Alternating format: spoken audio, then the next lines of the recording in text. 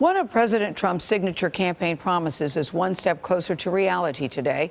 He signed an executive order yesterday directing the Homeland Security Department to allocate funds for a wall along the Mexican border. He also wants the department to complete a comprehensive security study within the next 180 days. Manuel Bojorquez is in Mexico along the Texas border to show us the resources needed for this massive construction project. Manuel, good morning.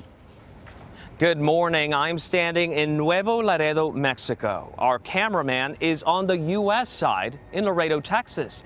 And in between us, as you can see, is the Rio Grande, a natural barrier that can deter border crossers. But it could also make building a wall here very difficult. Walling off the Rio Grande would require building on its floodplain. Right now, the river is running about 20 to 30 feet above normal. We have parks that border the river area. We have a water plant that also borders the river area. Laredo Mayor Pete Saenz met with then-candidate Trump when he visited the city in 2015. On Wednesday, Saenz said erecting a wall around Laredo was, quote, offensive. It serves as a negative psychological impact on people that visit our city. Can you imagine having a city with a huge wall there? It's not very inviting. It's very divisive. The nearly 2,000-mile-long southern border is already protected by almost 700 miles of fencing. It cost more than $2 billion to build. For vast stretches, it is an imposing metal barrier, but other sections do little to stop people. And where it abruptly ends, it's easy enough to step around it.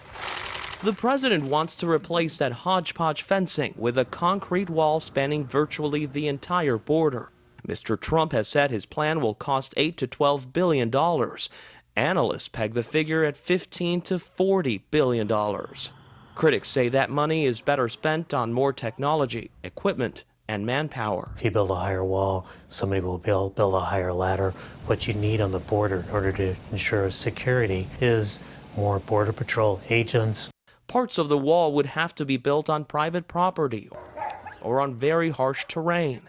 A solid barrier would also make it difficult to see border crossers on the other side. Even Trump's new Homeland Security Secretary, General John Kelly, says a wall alone would not do the job. If you were to build a wall from the Pacific to the Gulf of Mexico, you'd still have to back that wall up with patrolling by human beings, by sensors, by observation devices. President Trump has also pledged to hire 5,000 additional border agents pending congressional funding. As for the proposed wall, the mayor of Laredo believes it sends the wrong message about trade with Mexico, which is vital for border communities like his. Laredo, he says, does more than $200 billion worth of trade with people on this side of the border.